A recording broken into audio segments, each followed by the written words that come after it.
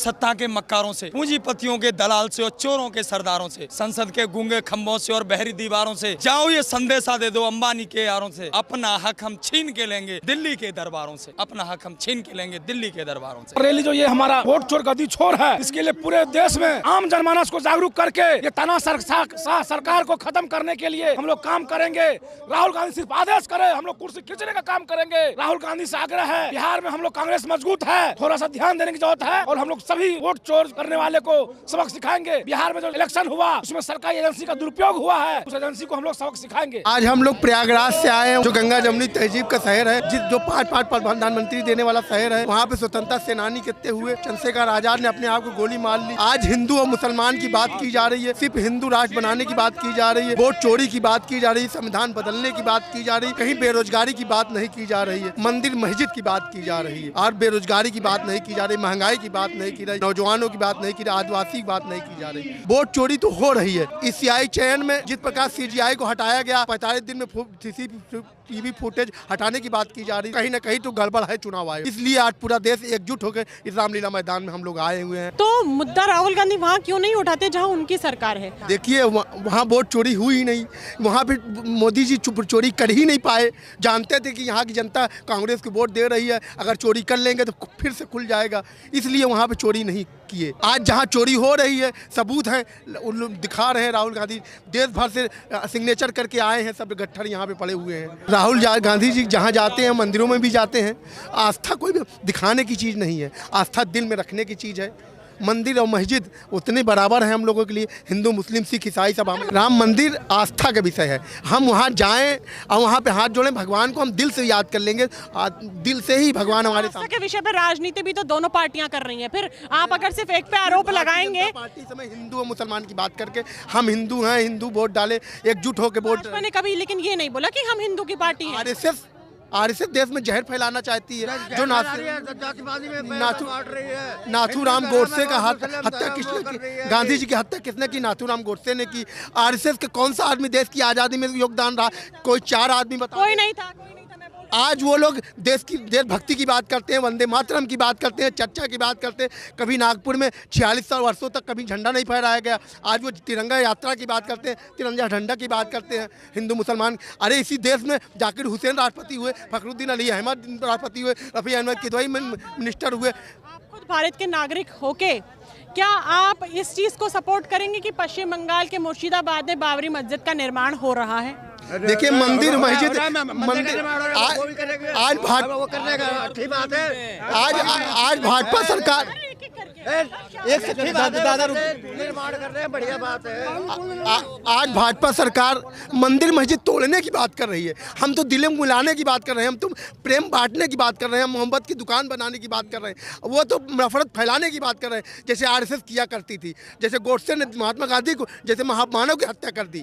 आज उसी तरह फिर से देश में नफरत फैलाने का काम मोदी जी कर रहे हैं कि हम अगर संविधान बदलना चाहते हैं, बाबा साहब के सपने को चकनाचूर कर देना चाहते हैं। आज राहुल जी ने आवाज़ उठाई है कि हम संविधान को बचाएंगे, हम संविधान की रक्षा करेंगे। उसीलिए आज हम लोग वोट चोरी के खिलाफ इस देश यहाँ पे इकट्ठा हुए। संविधान कैसे खतरे? आप देखिए संविधान इस तरीके से खतरे में, बीइंग ए यूथ में ये कहना चाहता हूँ, जैसे अभी फिलहाल आपने रिसेंटली चुनाव देखे, बिहार में चुनाव हुए, आपने देखा कि आचार संहिता इम्प्लीमेंट थी, लागू थी, तभी भी 10-10 हज़ार रुपए महिलाओं के खाते में डाले गए। उनको बाध्य किया गया कि इस पार्टी को, इस विशेष पार्टी को, सरकार को वोट दीजिए।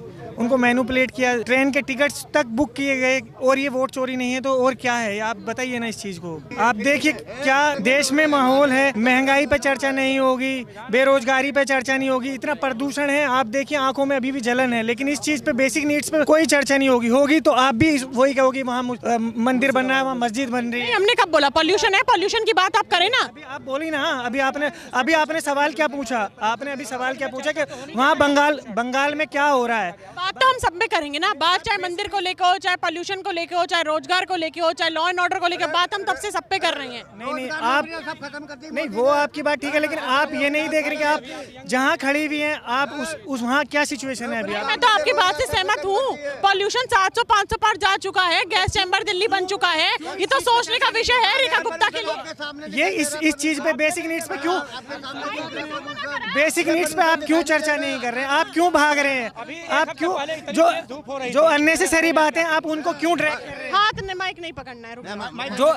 जो अनरिलेटिव बातें हैं, जो इश्यूज हैं, आप उनको ड्रैग कर रहे हैं। आप बेसिक जो नीड्स हैं ना, जो कॉमन मैन की जो है, सड़क सुरक्षा, ये सब चीजें, आप इन पे बात कीजिए। मैं आपसे बात उसी पे तो कर रही हूँ। अगर आपने 1 मिनट आके मंदिर का सवाल सुन लिया तो आप ये थोड़ी डिसाइड कर सकते हैं कि 2 घंटे से मंदिर पे ही डिबेट हो रही है। नहीं, ठीक है। हाँ, मैं आपकी विचारधारा समझ रही हूँ, हम जनता के मुद्दे उठा रहे हैं, पॉल्यूशन की बात मैं आपसे कर रही हूँ। आप मुझे पॉल्यूशन के मुद्दे पे बात करिए, आप रेखा गुप्ता के ऊपर बात करिए, आप दिल्ली सरकार के ऊपर मुझसे बात। ये केवल दिल्ली सरकार का विषय नहीं है, केंद्र में बीजेपी की सरकार है। उन्होंने तो कोई पॉल्यूशन पे बात नहीं करी ना। वही तो कह रहा हूँ, श्री राहुल गांधी ने अभी 2 दिन पहले बात की ना कि भाई पोल्यूशन कितना बढ़ रहा है। अभी भी हमारी आंखों में जलन हो रही है। आप देखिए ना, जो बेसिक मुद्दे हैं उन्हीं पे बात नहीं हो रही, ध्यानों को भटकाया जा रहा है। मंदिर मस्जिद यही चलता रहेगा, कभी हिंदू को मुस्लिम से, मुस्लिम को हिंदू से लड़वाया जाएगा। ये देश सेकुलर कंट्री है, या बीजेपी और आरएसएस को समझना पड़ेगा इन दी एंड। मेरा नाम शायर अंजार रजा है और मैं यूपी से आया हूँ, और यही कहना चाहूँगा, पूरा हाल हमने बिहार का देखा है। उसके बाद तो मैं अपनी शायरी के अंदाज से एक बात कहना चाहूँगा कि भंवर जब भी डुबोएगा उभारा दे के मारेगा। सुनो ये मछलियों तुमको ये चारा देकर मारेगा, याद रखना वो 10,000 रुपये, और उसके बाद चलता हुआ बिल्डोज़र। सुनो ये मछलियों तुमको ये चारा दे के मारेगा, और सुनो ये मछलियों तुमको ये चारा दे के मारेगा। बड़े गलतफहमी में हो कि अच्छे दिन भी आएंगे, बड़ा चालाक दुश्मन है, सहारा दे के मारेगा। इसी तरीके से सब लोगों से अपील है कि भाई, अगर आपने एक सवाल किया था, मैं उसी सवाल से शुरू करता हूं। आपने किया था कि मुर्शिदाबाद में मस्जिद बन रही है, लेकिन अभी ये चल रहा है कि मंदिर भी बन रहा है, और कोई मुसलमान ने ना उसका विरोध किया है, ना करेगा, और ना मंदिर का किसी मुसलमान ने विरोध किया था। क्यों? क्योंकि ये संविधान से चलने वाला देश है। लेकिन कोशिश ये की जाती है कि हिंदू मुसलमान को लड़ा करके सिर्फ वोट बैंक को पैदा करना है। बस इस तरीके का काम अभी सरकार का रह गया है। लेकिन यहाँ देखिए, हिंदू भी खड़े हुए हैं मेरे से पहले, कलावा बांध करके। जो मस्जिद के पक्ष में आपने बात की, वो मस्जिद के पक्ष में बोल रहे थे, और मैं मंदिर के पक्ष में। हमें मंदिर से कोई आपत्ति नहीं है, हमें हिंदू से कोई आपत्ति नहीं है। हमें आपत्ति उन चोरों से है जो चोर ये बताते हैं कि आपका वोट सही जगह जा रहा है, लेकिन जिस वक्त हम वोट दे करके आते हैं तो रुझान बताता है कि नहीं। और ये जो सबूत अभी राहुल गांधी जी ने पेश किया है, ये सबूत देश का इतना बड़ा सबूत है, इस पर क्यों कुछ चर्चा नहीं होती है? क्यों इस पर चुनाव आयोग चुप रहता है? भाई साहब, चर्चा क्यों नहीं होती? क्या कहेंगे वोट चोरी को लेके, तमाम मुद्दों को लेके क्या कहेंगे? देखिए, मैं उत्तर प्रदेश से हूँ, अविनाश तिवारी, और देखिए, वोट चोरी का जो मामला है, इस पे विचार होना चाहिए। और जिस तरह से हमारे नेता जननायक आदरणीय राहुल गांधी जी ने जिस तरह से सवाल उठाया, उसका आज तक कोई जवाब नहीं दे पाया। उसके बाद देखा जाए, आज बेरोजगारी चरम पे है, महंगाई चरम पे है, और आज दिल्ली में आप देख रहे हैं प्रदूषण है। उस प्रदूषण के बाद भी ये जो एक महा रैली हुई, एक विशाल रैली हुई, इस रैली ने बता दिया कि आने वाले 2029 में कांग्रेस पार्टी की सरकार मजबूती सी बनेगी, और देश में बढ़ रही बेरोजगारी को ख़त्म किया जाएगा, जो नौकरियों का समस्या है उसको ख़त्म किया जाएगा, एक जो है कि शिक्षा का एक नया अलग जगाया जाएगा। जो इस समय देखा जाए तो शिक्षा पर कोई बात नहीं किया जा रहा है। उत्तर प्रदेश से 2017 से अब तक 2025 तक उत्तर प्रदेश में क्या विकास? उत्तर प्रदेश में अभी विकास की बात किया जाए तो विकास तो क्या देख रहे हैं आप, हर चीज़ को जो है कि बेच दिया जा रहा है। जो भी पहले की जो चीज़ें बनाई हुई है, हर चीज़ जो है कि निजीकरण कर दिया गया। आपने अभी इंडिगो प्लेन की अभी आपने देखी समस्या, किस तरह से परेशान रही, तो आप कहाँ विकास हर जाना भी इंडिगो को भुगतना पड़ा है। लेकिन सवाल मेरा ये है, अभी प्रेजेंट टाइम में इस रैली को लेकर कहूँगा, जो आप देख सकते हैं चारों तरफ जो भीड़ है, ये एक ऐतिहासिक रैली जो आज संपन्न हुई है। ये रैली बताती है कि आने वाले दिनों में सत्य और अहिंसा की ही जीत होगी। सत्यम शिवम सुंदरम, जैसा कि आदरणीय राहुल गांधी जी ने बताया, वो हमेशा रहेगा, और कांग्रेस पार्टी की सरकार 2029 में बनने जा रही है। धन्यवाद, जय कांग्रेस। चलिए जी, क्या नाम है? बेटा, मैं राजस्थान से हूँ, राजस्थान जयपुर से, और मैंने 5 चुनाव लड़े पंचायत राज के, और 5 चुनाव जीते हैं। मैं, आपने 10th में या 12th में पढ़ी होगी, एक वुल्फ एंड द लैम्ब, मतलब एक भेड़ का बच्चा होता है, उसको पैदा हुए 3 दिन हुए थे, और भेड़िया उसको खाना चाह रहा था, भेड़िया को खाना चाह रहा था, तो वो भेड़िया बोला, तूने मुझे गाली कैसे दी? बोले, मैं तो पैदा 3 दिन से हूँ।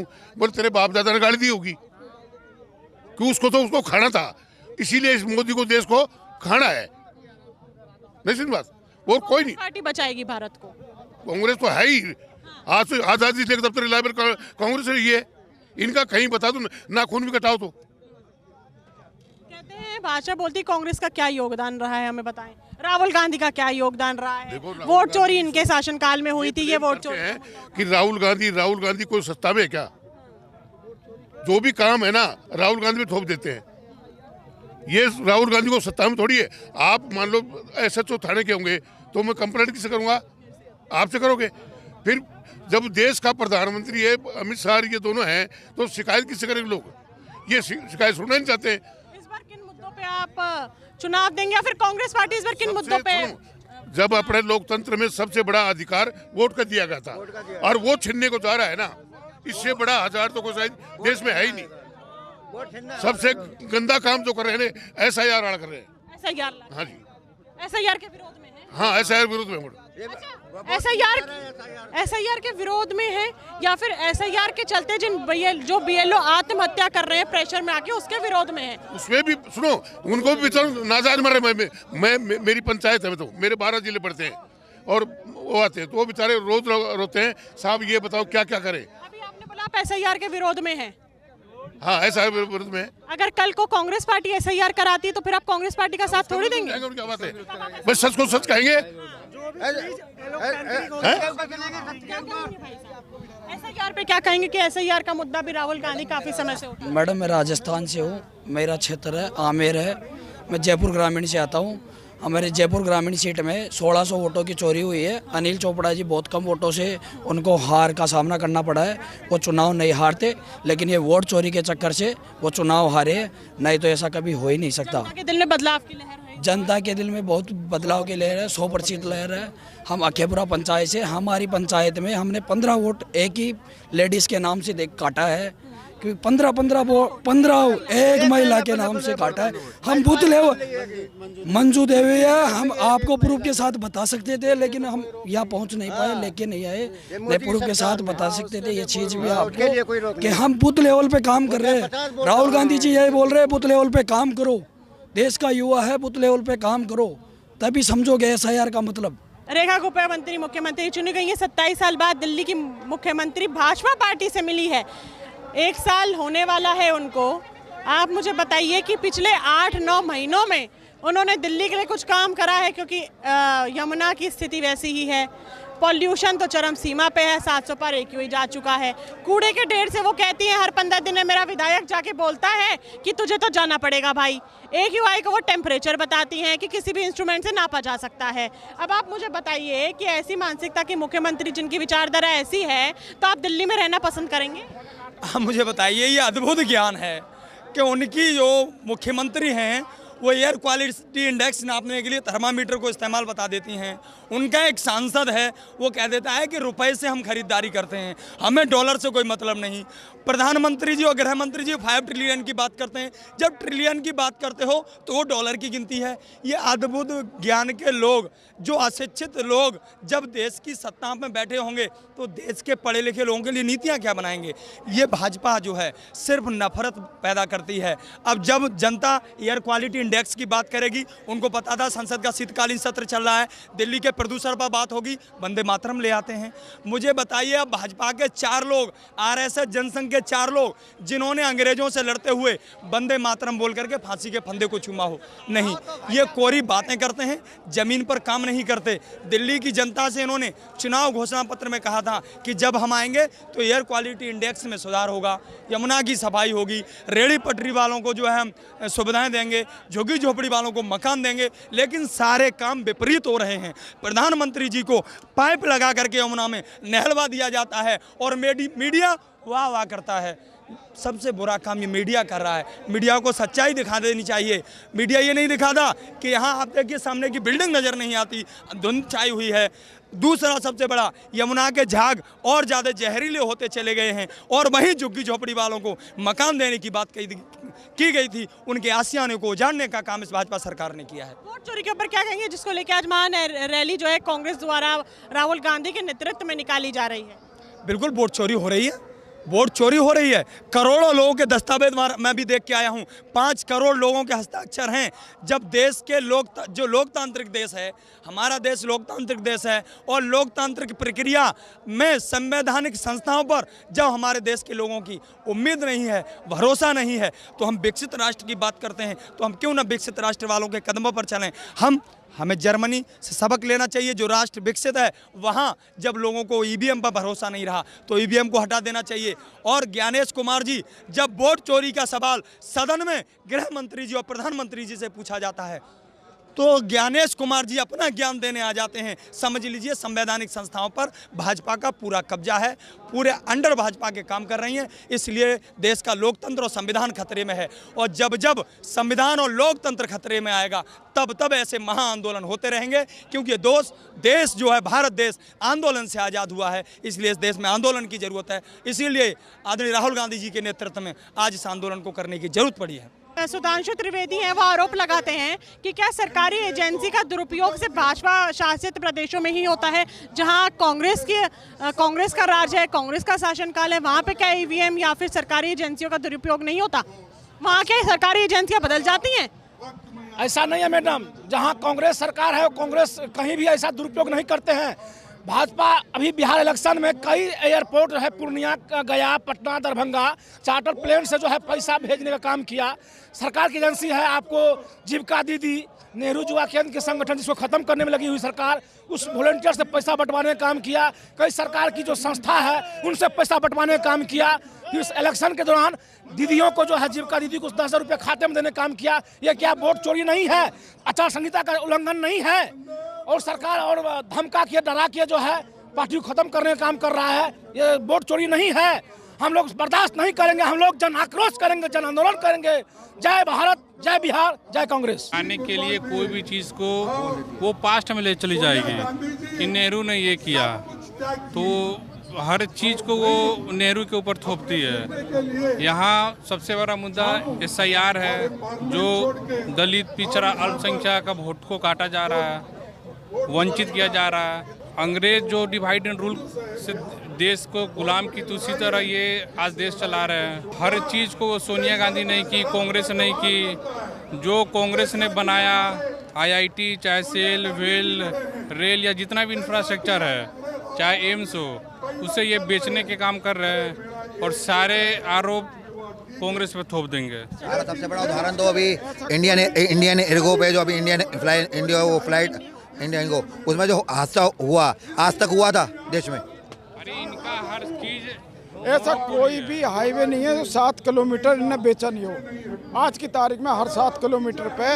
इन्हें टोल टैक्स लगा दिया और उसको बेच दिया, मतलब। और आने वाले टाइम में ये लोगों की, किसानों की ज़मीन को भी बेचने वाले, हर उसको बेच के, और ये कुछ लोगों के हाथों में सत्ता को केंद्रित करके और लोगों को गुलाम बनाना चाहते हैं। यहाँ पे महारैली जो है कांग्रेस पार्टी द्वारा राहुल गांधी के नेतृत्व में आयोजित करी गई थी आज, और काफ़ी संख्या में यहाँ पे लोग आए थे। खासतौर पे जो युवा पीढ़ी है वो आई थी राहुल गांधी को सपोर्ट करने की। राहुल गांधी बोलते हैं मैं आज का युवा हूँ, उसी के चलते जो युवा हैं वो हमको रैली में नजर आए।